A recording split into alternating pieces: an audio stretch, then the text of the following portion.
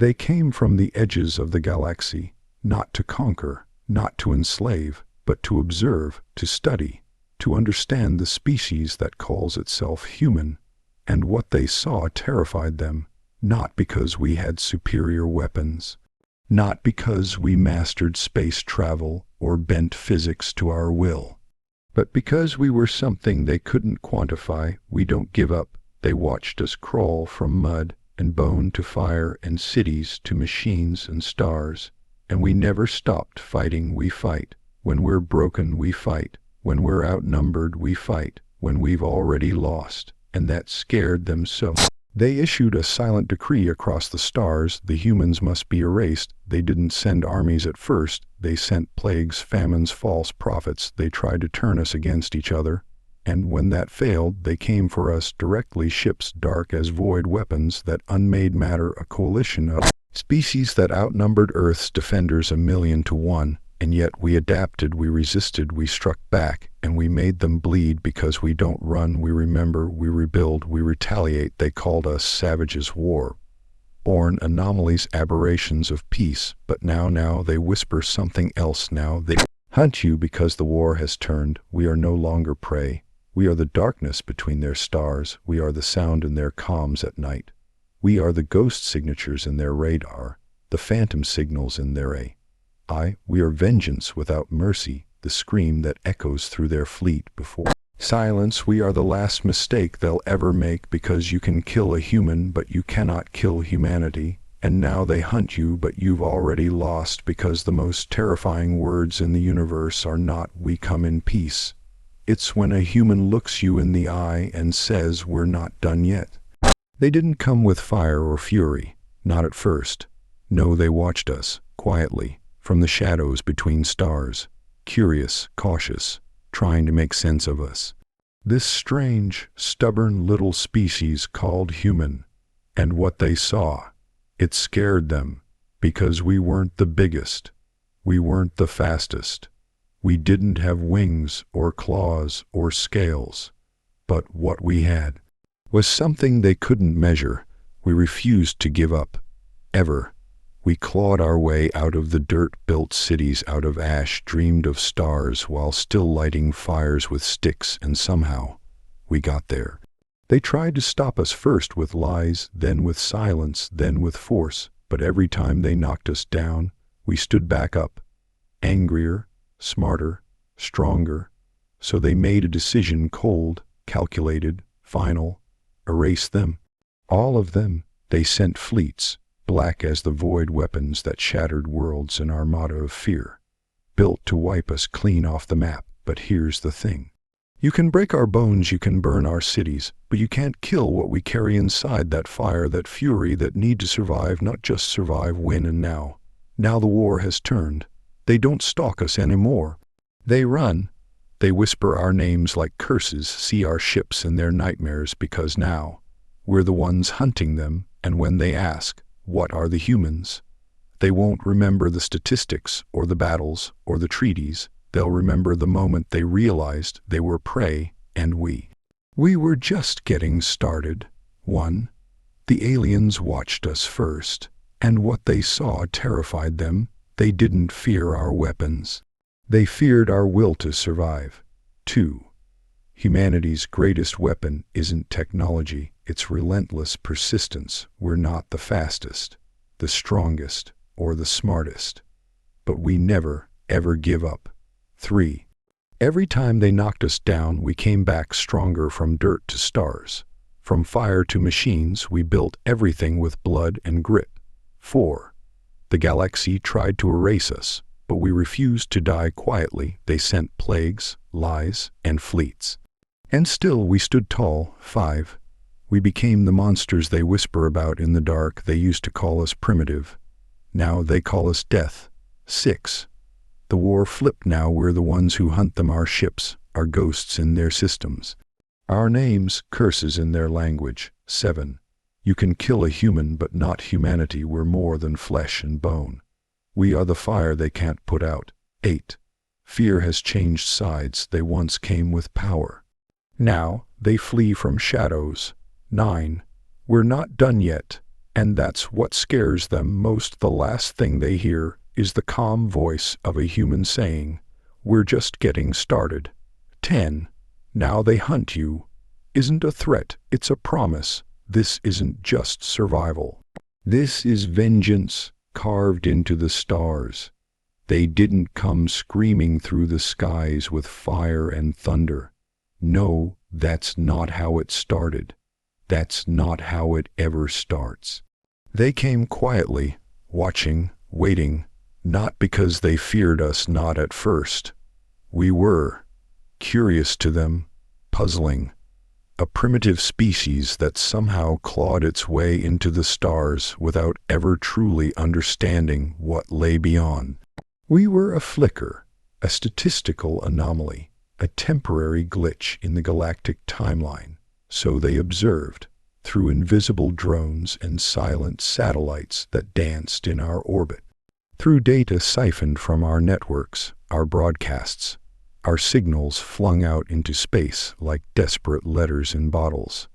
They listened, and they learned, and at first, they were amused. We fought amongst ourselves. Killed for land, for gods, for ideas. We celebrated victories that cost millions of lives. We glorified war, painted it on murals, taught it in schools, turned it into stories for children. To them, we must have looked like animals playing with fire. Barely civilized, dangerously emotional, obsessed with survival and glory. But then, something changed. They looked deeper, past the noise, past the chaos, and they saw something they weren't ready for. They saw that, despite the madness, we never stopped moving forward. Through every collapse we rebuilt. Every catastrophe, natural or self-inflicted, became a stepping stone. We evolved not in spite of our pain, but because of it. That's when the amusement faded, because where most species plateau, find comfort, build peace, and then stagnate, we just kept going, burning through obstacles like they were made of paper. Our resilience wasn't logical. It wasn't programmed. It was raw, feral, terrifying, and then came the moment they truly knew what we were. It wasn't the day we sent our first ship past the solar system. It wasn't the day we colonized a dead rock and turned it into a garden. It wasn't even the day our fleet tangled with theirs and lived to tell the tale. No, it was something smaller, simpler.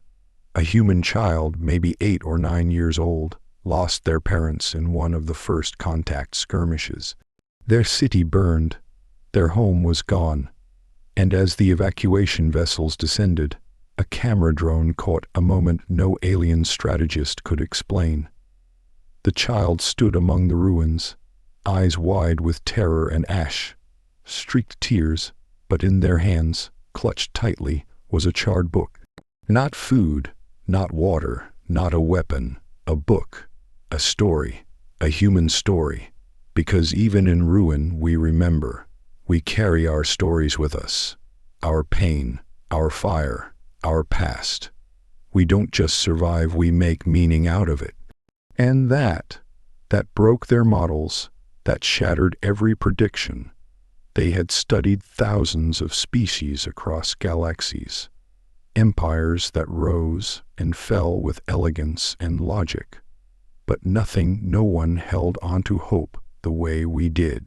Nothing kept fighting long after the odds had vanished. To them, loss meant surrender. To us, it meant try harder. They ran the simulations again, this time not to observe but to assess risk. How dangerous could we become? What would happen if humanity reached critical mass in the stars? And the results were worse than they feared, because it didn't matter how many times we failed, how many wars we lost, how many planets burned beneath our feet. Somehow, somewhere, a human would always get back up. One, just one, and that was enough. Enough to rally, to rebuild, to rise. We didn't conquer with technology. We didn't control with diplomacy. We inspired with defiance. And that made us the greatest threat the galaxy had ever known. So they made a decision, the kind written in darkness and silence, never spoken aloud. A decision made not out of malice, but fear.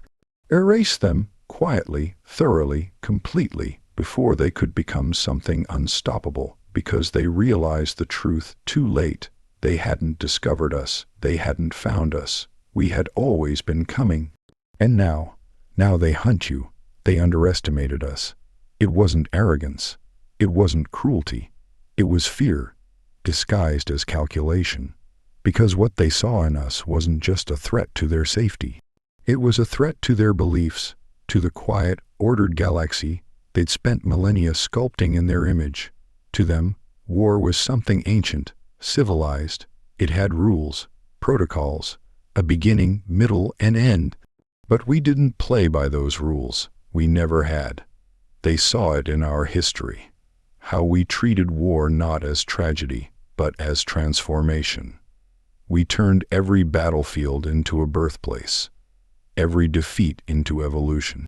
We didn't just learn how to win, we learned how to become something new every time we lost.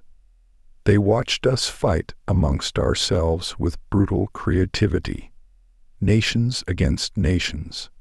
Ideologies against ideologies.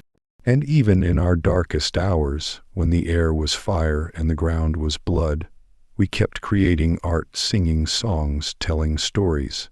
That terrified them more than our weapons ever could. Because in the fire and the horror, we still found beauty. Still believed in redemption. Still dreamed. And that made us unpredictable. Their kind didn't understand chaos. They evolved past pain, past struggle. They thought peace made them superior. But what they didn't realize is that peace never made us soft. It made us restless. It made us hungry. So when they came for us with their perfect ships, their flawless formations, their emotionless calculations, we didn't run. We didn't beg. We adapted. Our first counterattack wasn't a fleet. It wasn't a bomb. It was a signal, a message, a call across every surviving station, colony, outpost, and ship. 3 words, broadcast in every human language. We are coming. And suddenly, the galaxy changed. We weren't defending anymore. We were becoming something else. Something they couldn't trace, couldn't predict, couldn't control. We didn't need numbers. We needed belief. 1 human backed into a corner is dangerous. But 1 billion humans who believe in a cause, who've been hurt and stripped and left with nothing but rage and memory. That's not war. That's judgment. And now they know. We are no longer the watched. We are the watchers. We are no longer the studied. We are the storm they tried to bury in silence. And as they look over their shoulders, as their stars begin to flicker out, as their machines scream warnings in languages they once refused to learn, they hear it. Not a fleet, not a declaration, but a whisper carried on the edge of every system they abandoned too late. Now they hunt you. They thought they had time. They believed their distance would protect them, that we'd burn out before we ever reached the edges of their domain. That by the time we dragged ourselves out of our solar system, we'd be too fractured, too tired, too few. But they didn't understand what kind of species they were dealing with, because we don't move like other civilizations. We don't spread with harmony and diplomacy. We surge. We erupt across space like a wildfire, unstoppable, irrational, fueled not by order but by something far more dangerous, memory. You see, humans don't forget. Not the pain, not the losses, not the betrayal of being marked for extinction before we even had the chance to speak. We carry the ghosts of our dead in everything we build. Their names are etched into our hulls. Their stories coded into our AI. Their last words whispered before every launch. And when we finally did come, when the first wave of human ships pierced the dark between galaxies, we didn't come to negotiate. We didn't come to explain. We came with silence. Not because we had nothing to say, but because there was nothing left to discuss. You cannot reason with those who tried to unwrite your entire species from existence. You do not forgive the ones who feared your future so much. They tried to erase your present. So we became something else, something they couldn't catalog, a force that didn't match their projections, didn't follow their patterns, didn't care about their rules. We struck like myths, quick, precise, vanishing before sensors could recalibrate. Entire fleets blinked off their charts, outposts found abandoned, power still humming, but every commander gone, replaced by a single human phrase etched into steel, still here. Their generals stopped sleeping. Their scientists started whispering that humanity had merged with its machines, that we had no more borders, no more leaders, only purpose, and it was spreading. What they feared most wasn't just our survival. It was our infection, the way our fire leapt from system to system, waking up the oppressed, the overlooked, the enslaved. Even their own began to question, to defect, to believe, because hope, human hope, is a virus. It doesn't need permission, just contact, and we brought it everywhere we went, willingly or not. So now they bury their stars, lock down their borders, build walls of light and steel and fear, but none of it matters. Because we're not coming, we're already there. Now they hunt you. They tried to erase us from the story before we'd even finished writing the first chapter. Not with a grand war, not at first, but with silence. They blocked transmissions, jammed our signals, cut us off from the stars. They made us invisible, uninvited to the galactic table, erased from the map like we never existed. They thought if no one knew our name, no one would fear it. If no one saw us, no one would come to our aid. If we screamed into the void and the void never screamed back, we'd break. But we didn't, because that's not how humans work. We've always screamed into silence, prayed to gods who never answered, searched for meaning in chaos, and still we kept going. So when the silence came, we didn't falter. We adapted. We found ways to reach each other, to connect, to build without being seen. We turned the dark into a forge, and in that isolation we created something new. Not an army, not an empire, but a unity born from exile, a shared fury, a whispered vow. If they won't hear us, they'll feel us. We built in secret, fought in shadows. We became myths in their systems, glitches in their surveillance, anomalies in their predictions. And by the time they realized we hadn't vanished, we were already inside. Inside their networks, inside their borders, inside their nightmares, because humans don't fade.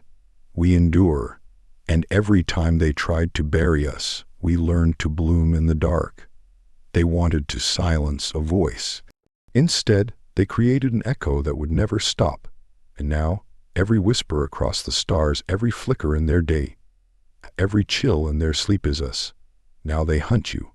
They believed the worst thing we could do was fight back. But they were wrong. The worst thing we could do was survive. Because when humanity survives, we don't just recover. We remember, we adapt, we evolve. Every war they started, every planet they burned, every city they turned to ash, they thought they were erasing us. But what they didn't understand was that humans don't leave scars. We become them. We wear our wounds like armor. We name our children after battles.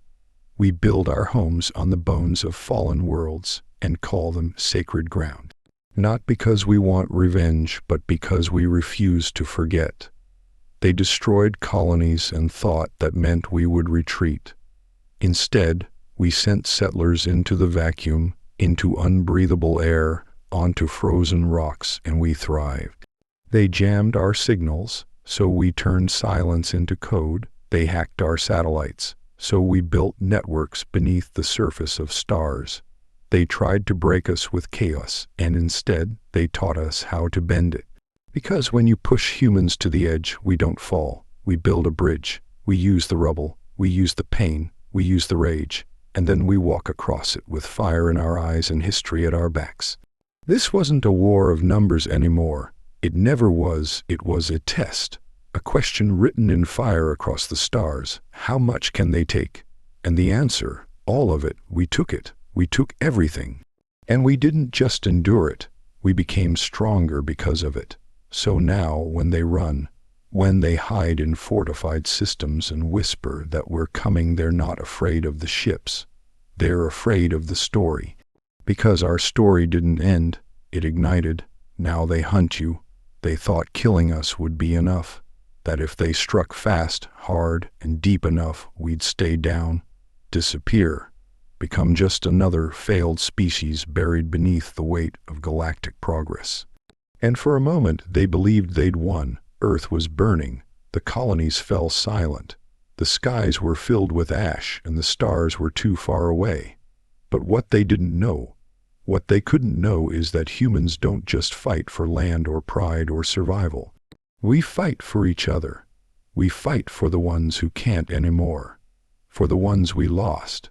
For the memories scorched into soil, frozen in deep space, and scattered among the wreckage of what we were. We carry them forward.